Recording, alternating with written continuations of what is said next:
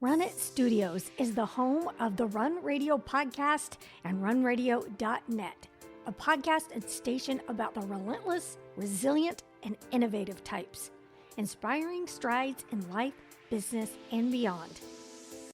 Welcome back to the Run Radio podcast from Run It Studios. We like to say we talk about running things literally and metaphorically, like you are running your business, your life, your health. All of those things are very important.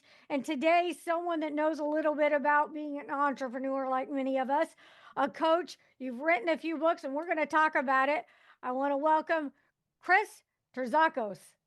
Great. Thank you for having me on your show. Absolutely. So tell me a little bit about your journey, what your entrepreneurship journey was like, and then we'll talk about some of the books and your writing style. Okay, sounds good. So, yeah, growing up in New York City at an early age, single family parent, my mother worked 2 jobs, raising 4 kids. I grew up in, hard knocks. I didn't grow up with a silver spoon in my mouth, so I had to, find my way. I traded through water, swam through all kinds of waves, and I went into construction at an early age. From high school, I went straight into the business. After 5 years, my supervisor of the company, the owner of the company, made me a supervisor, and that started my journey as an entrepreneur. So it sounds like things were moving along pretty good, and then your health kind of, like a lot of us, gets in the way. Well, I've always been healthy. It's just Yeah. that, certain things, occurred that one of them I wrote the book on hernia without surgery, and the other one was testosterone, how to increase testosterone. So yeah, everyone's gonna have, ups and downs in life, and you just gotta face them with a positive mindset, and you move on. Yeah.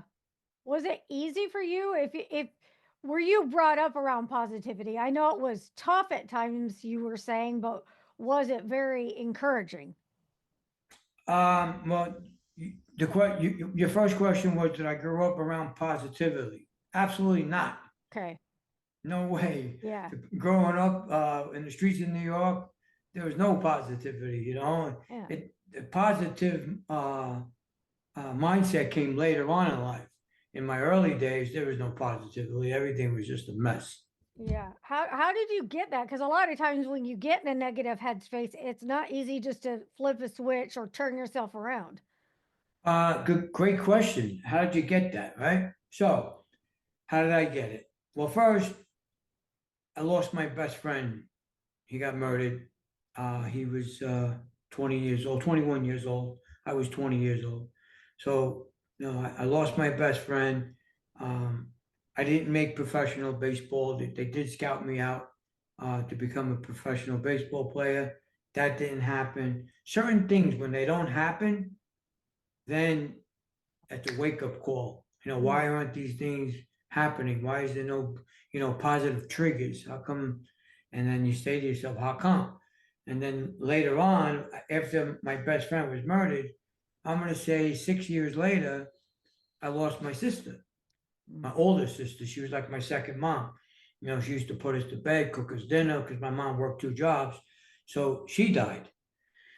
So then all of these things happen, and it's the wake up call of life, and these are the things that you go through, and you have to handle them the best that you can. After my sister died, I didn't handle that too good. I was actually angry, so I was doing some really crazy shit that I shouldn't have been doing. And I paid the price for it, but you get up, you get knocked down, you get up, and just keep getting up. Don't quit. Mm-hmm. Mm-hmm. So it usually takes some practice to maintain that positivity. So when you got the wake up call and you kept getting back up, which is, very commendable, it's easy to stay down in those times. But getting back up over and over, what was your drive? Where did you find that grit? Uh Self love. Really? I Yeah, I started with I got to start loving myself. Yeah. You know, I always would love somebody else first. I would always put somebody else before me. And then over the years, I realized, I'm a caretaker. I always took care of people, Yeah. regardless. I put over 600 people to work, in my life. So I always was, a caretaker. Um, so yeah, I had to put myself first. It sounds a little selfish if people listening. It's not selfish. You got to put yourself first, and then everything else comes after, your family or your loved ones. I feel like it's a shift in society that I think we're starting to see, that we do have to take care of ourselves first Yeah. before we can be any good to anybody else. Do you have any tips or advice? Like, what are some little things that somebody can do that's not used to loving themselves? Okay. So first, I would recommend um, start being kind to others. Be good to others because good will come back to you. The way you want to be treated, treat others the same way. That's one step. The other step is I recommend eating healthy because if you don't eat healthy and you eat all this kind of crap that's out there, it affects your mind. It affects your mind, it affects your body, it affects sleep. So I would say start eating healthy because eating healthy will create a healthy mind. Mhm. And you'll be positive. I also recommend exercise. You don't need to be Jack LaLanne or all these. You don't need to do that. Just exercise 3, 4 days a week. You'll be good. You know, and uh, and that's how I would give my tips to you. Were those habits easy for you to adopt? Exercise was very easy because I was always fit. That was my life. Yeah. Excuse me. Drugs and alcohol wasn't my thing. Yeah. Exercise was my thing. Some guys would make fun of you. Hey, you're going to the gym. Okay, yeah, I'm going to the gym. You're gonna go drink, and then tomorrow you're gonna have a hangover, and you're gonna feel like shit, and I'm gonna be happy Yeah. and right. Feel good. So yeah, right. So drugs and alcohol wasn't my thing. Exercise was easy. Eating healthy was easy. That all came to me naturally. I didn't have to change. I was never overweight. I always had this thing that I would never be fat or I would never be unhealthy, because I want to be healthy. I want to be able to help the young people today, Um, I'm 65 years old. I don't know if you saw my website. Did you take a look at my website? I was looking at your profile where we connected, Okay. so I've been Yeah, using well, that. Yeah. here's one of my books, How to Yeah, Increase I did see Testosterone. that. Yeah. Okay, so Yeah. most 65-year-old guys they don't look like this. Okay, and your audience, you can look like that. You Yeah. can feel what I feel if you just stay dedicated, disciplined, and be true to yourself. This can work for you, just like it worked for me.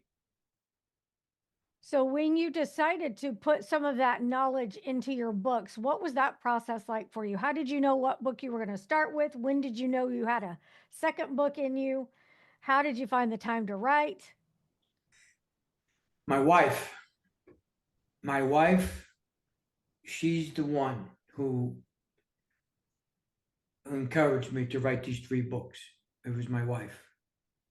Growing up in the streets of New York, I don't know if you saw it, Trina, but here's my memoir. My wife encouraged me strongly. That was the first book that I wrote. What was the memoir?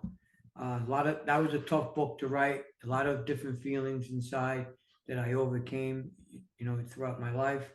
A lot of good times. Like I built the largest casino in the United States. I had a great time up there in Connecticut. 7 years I spent there. Um, it just educated me. I became an entrepreneur even more so in life. I learned a lot. I met all kinds of people. So yeah, my wife has driven me to write these books. The second book was the natural testosterone book, how Mhm. to increase testosterone naturally, because my testosterone was low in my 50s. and I wasn't feeling good. Different things. You feel depressed. Just certain things. You had mind fog. So I said I'm gonna figure out. I went to a doctor, got a blood exam. My testosterone came back at 81 nanograms, which is horrible. Anyone that's listening, if you get a test and your testosterone is 300 nanograms or less, you got to go get some help. Either go on your own program, or either buy my book, or you can go on TRT, testosterone replacement therapy, which I didn't choose because that's a commitment for the rest of your life. Mm. So you got to take synthetic testosterone every week. Got to take a shot. You got to donate blood every 3 months because your blood thickens. You have to check your heart. You got to go to a doctor once or twice a month because it needs to be supervised by a doctor. I didn't want to sit in doctor's offices twice a month. That's not my cup of tea. So I chose to educate myself even further, and I did. So I went from 81 nanograms, and then 8 or 9 months later, I went back to a holistic doctor, took a full blood exam again, and it came back a little less than 700. And my wife and I were in the room, and we were like, unbelievable. My program worked. Good. So we get in my truck, and my wife says, okay, that was great. Now you're going to write a book. So you're going to help people. I said, okay, let's do it. So I wrote the book. Exactly how I did it is how I wrote it in the book. So that book was actually easy to write because I'm the living specimen. I did it. And by the way, both exams are in the book, the before and the after, just to show the people reading the book that this is for real. Yeah. Did you get any feedback on the second one? Have you had some Oh, testimonials? What were those like? forget it. People Yeah. responding like crazy. They thank me all the time. Like, I'm coaching people. Like my phone's always ringing. So yeah, Good. That's got to feel good. yeah, of course, because you know you don't need to be tied down to anything. Yeah. Why should you not have freedom? Yeah. And TRT is not having freedom. That's a commitment, and if you want that commitment, that's good. Now, I'm not against Yeah. testosterone. To each their own, definitely. Everybody's got to follow their own path. But I'm not against it yeah. because some people can't produce testosterone at all. Yeah. Even if you went on my program, some people just can't produce testosterone. So what's the last resort would be TRT, which is healthy for you anyway, by the way. Yeah. Yeah. You know? Well, good. Yeah. I'm glad that you've been helping people. Let's talk about your last book. Okay, hernia without surgery. Yeah. Okay, so here's the book cover. Yeah. So, yep, so in my 50s, here I am, I'm ego lifting in the gym, which I never should be ego lifting. I started lifting heavier weights. So what happens? I got a hernia. I got an inguinal hernia. It's by your groin. Again, I go to a doctor. What does he say? Oh, you got to get surgery. We can set you up in a week or two. If you're ready. I said, I'm not ready. No, I'm not. Right, exactly. So, again, I said I'm going to try first to find out how I can heal from it, and I started experimenting. I started reading. Wait, I want to know what was your doctor's, did your doctor give any response or just kind of, okay, I'll see you in 3 months, or what happened? No, he just told me when I was walking out the door, he just said, just be careful. He says, whatever you do, you got a hernia, just be careful. I said, okay. I said, I'll be in touch with you. Okay. Which I was. I contacted him like 2-3 weeks later, and I said, I'm still not ready yet. I'm still thinking about it. But I really was on a mission to heal on my own. And that's what I did. I started doing different things. I started reading about hernias. And my program started working. Huh. Well, without giving too much away, how does one even start to heal their own hernia? Because I thought that did have to be surgically put back in. No, that's not true. That's not true. So when you repair a hernia, it's like it's a piece of mesh. Yeah. It's a piece of mesh. Just picture like a hole in the wall of your house. How Right. you put that mesh first, and then you put the spackle. Right. It's just basically it's the same type of surgery. They open you up, they put the mesh over it, they push everything back inside, they sew it up, and now you got a patch. Now, there's a lot of side effects to that. Yeah.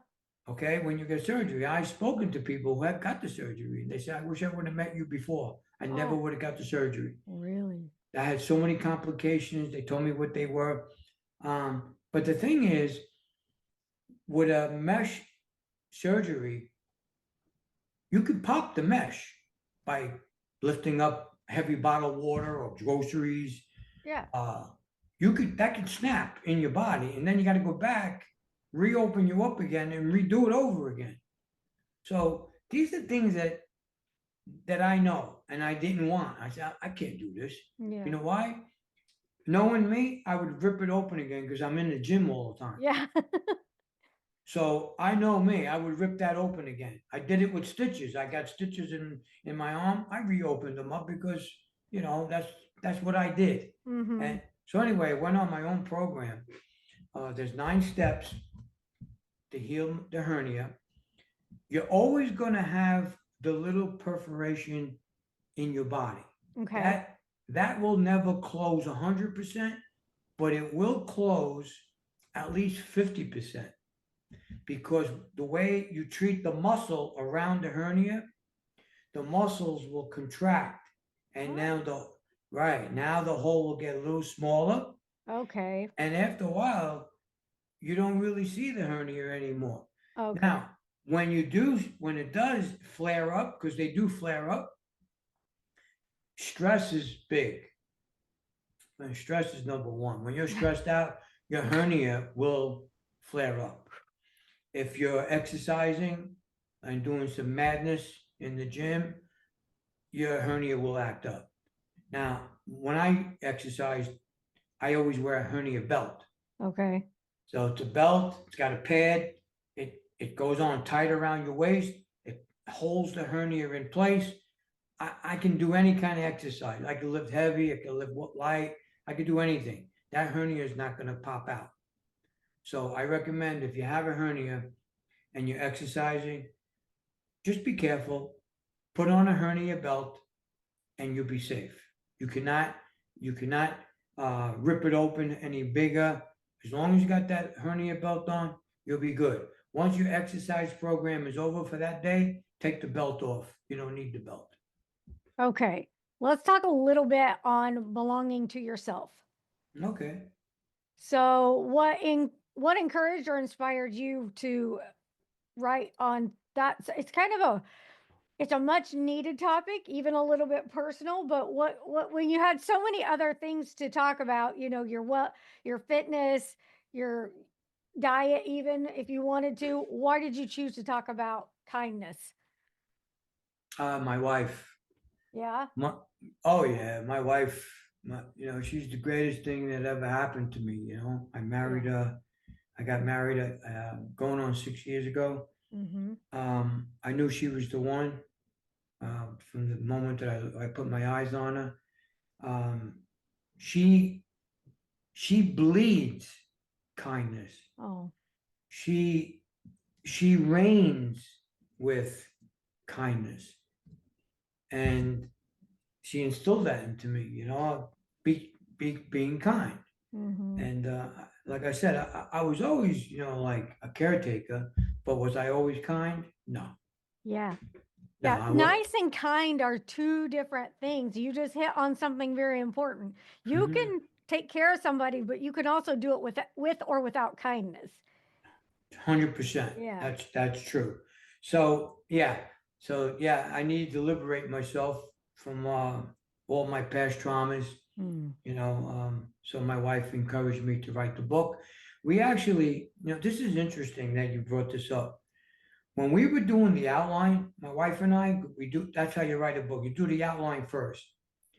after 7 or 8 items that I wrote down, I dropped the pen and I looked at her.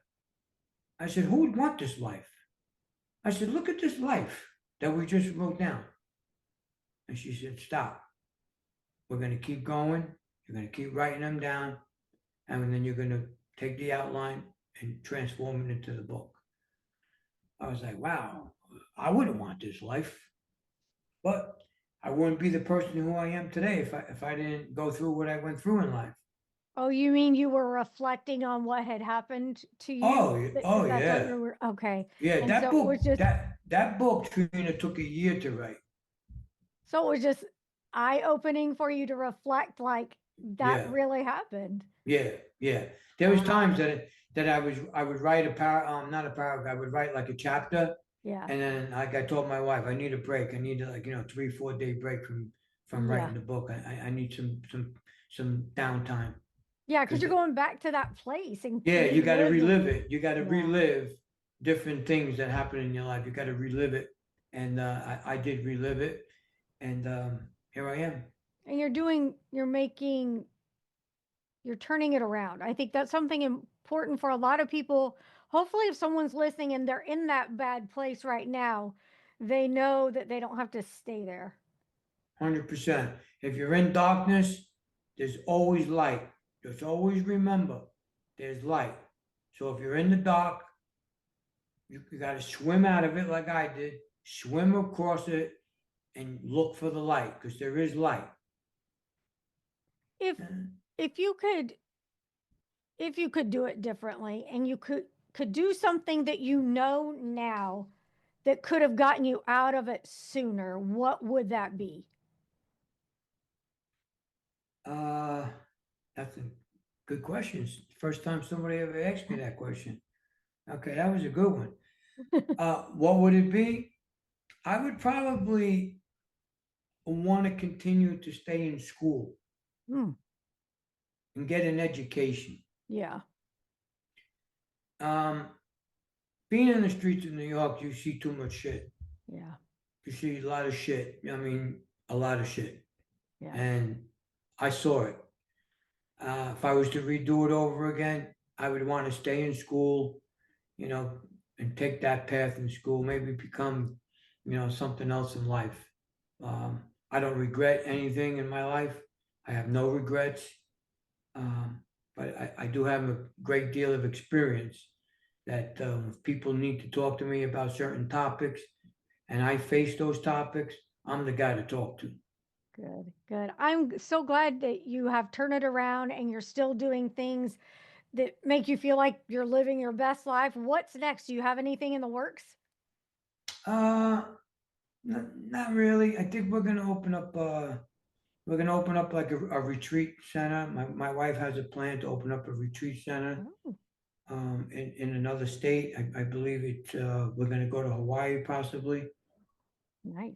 Yeah, and then we're gonna have like workshops, people who want to come, heal, and we'll do different workshops. We'll have a lot of therapists. My wife, my wife interviewed over I think 2,000 people on her podcast. Most of them are doctors, therapists, coaches. Yeah. So we'll have different workshops, and we'll run it like a retreat place. Sounds good. Well, she's always welcome to come talk to me too if she wants to. And when you guys get to that point, come back and tell me about it. I want to share it Awesome. with the world. Okay, great. I appreciate that. Thank you. No problem. Tell people where they can go to learn more about you and find your books. My website is healingwarriors.com. All my information is on my website. You can contact me through my phone. You can contact me through my emails. Everything is there for you. My books are on Amazon and Barnes and Noble, and I'm here to help you. Awesome. Thank you so much. You can find the rest of the videos if you want to listen or watch when you link over to any platform you prefer from runitstudios.com.